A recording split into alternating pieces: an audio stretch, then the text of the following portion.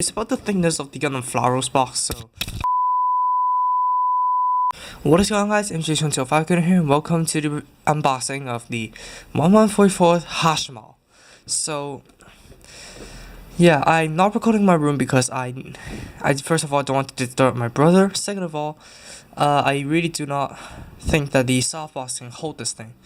So yeah, I'm recording in the living room. You may see you can definitely see a fish tank at the side because yeah, I have pets. So whatever. And this is about the size of a master grade box. So I got to dispose of this box as quickly as possible, but yeah, I just really don't want to dispose of the box art. So yeah, tell me in the comments below how should I store away this box art, because I'm definitely gonna be throwing away this. So let's take a look. So here's the front and rear, and this model comes with a large base. Yeah, I took a peek inside the box and I measured the wings. It is not that big at all. And what is the largest thing in this kit? The stand. Yeah, even the model kit is not large enough to compare to the stand, in my perspective. And also the wings, although never seen in the anime, can be stored inside. The legs can be stored inside or arms, as it says. I'm gonna say talons because it is a bird, honestly. So the talons can be stored inside the wings, and yeah, you can do the Kamehameha with this because it gave you a Dragon Ball to replicate the beam effect, and also comes with a stand for you to whip the tail around, and also it has bullets in the talons. So I don't know if this is an actual barrel or this is the actual bullet. Tell me in the comments below because everything is so chaotic when it launched in the anime. So, and then the shoulder armor can open up. I do not remember seeing it again because everything happens so quickly. So I may need to watch, or probably you guys can tell me in the comments below. And also it comes with a Pluma. It's a satellite machine for the Hashmal. And it also, yeah, it comes with a little stand for itself. So yeah, basically, this guy is two models in one. And then finally, it also advertised the Gundam Flowers and the MS Option Set 7. You may check those reviews out in my channel page and also the playlist in the description below. And this also provides the katana or the longsword for the Gundam Barbatos Lupus.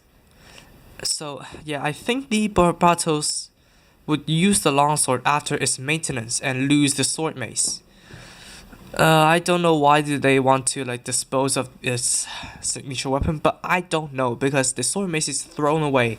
That's why Mika needs to borrow the Helmwich Rinker's large blade, or I don't know the original. But anyways, this costs 3,800 yen, but yeah, this is the cheapest I can find around the model shops that I know because this costs 249 Hong Kong dollars. Very cheap for its type already, and it's even cheaper. So yeah, although this cuts deep down into my budget, but this is the only model kit that I'm going to be reviewing this month. Possibly the Lunar Gazer as well, but I don't know. But let me take out the plastic content out and I'll be right back. I'm sorry for the black screen here because I really do not want you guys to see my home, but since the plates are out of their bags, let's get into it. So pop back the screen. This is the A plate. So the A plate, yeah, consists of the two halves of the beam effect, also the Kamehameha, and also a few of the white ones. Well, it's just an average size plate, so yeah. And then the B plate comes these four binder wings. So let me get my tape measure. I'm sorry, but the immediate solution is to come up that I came up with is the tape measure. So these measure up to 6.5 feet. So 6.5, 13 feet. So it is, yeah, approximately 33 centimeters wide. So not too bad. And these go into half. So don't worry, you're not gonna be displaying 66 centimeters on your shelf. And then the C plate, all white again. And then these are for the arms or talons. And then the claws over here, and then a few skirt pieces, and also a few Gundam frame-esque arm pieces. And then the D plate with all the inner frame. And yeah, one part fell out during shipping. I don't know why, but I need to keep in mind that that is D10. And I don't know what is this for.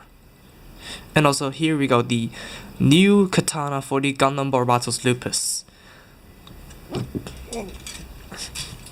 And then the E plate over here. The E plate, yeah, it is the E plate. The E plate. I really cannot correlate which parts are which, but I obviously know that this is a tail. And then the F plate here for all the red on the talons, on the shoulders, and probably on the sort of head. And then the G plate is entirely for the pluma. Let's get those out of the way. You have a giant thick wire for the tail, which, yeah, is not that hard to pose with. And then the O plate for the Action Base 5, which I think these are for the master grades or perfect grades. Master grades most likely. And then you have the sticker sheet, which is right under my tripod. Yeah, it makes sense to have a lot of like gray stickers. And yeah, I'm glad that they provided a mono eye for the pluma.